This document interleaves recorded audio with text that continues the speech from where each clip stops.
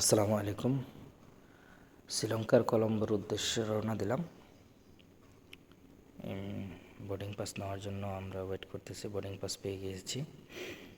এখন immigration cross করব। ইমিগ্রেশনের লাইনে দাঁড়িয়ে আছি।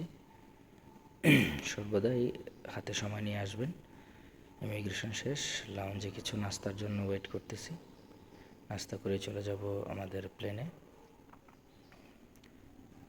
আমাদের প্লেন চলে আসছে। অলরেডি আমরা সকল কার্যক্রম শেষ, এখন আমরা প্লেনে উঠব। এই হচ্ছে আমাদের প্লেনের কাঠামো, এই হচ্ছে বাইরের দৃশ্য, এই হচ্ছে প্লেনের উপর থেকে সেই দৃশ্য। অনেক সুন্দর, আসলে পাখির চোখে দেখার মতো দৃশ্য আর কি। চলে আসলাম শ্রীলঙ্কাতে, শ্রীলঙ্কার এয়ারপোর্টে। শ্রীলঙ্কার এয়ারপোর্টটা মাশাআল্লাহ অনেক সুন্দর আছে।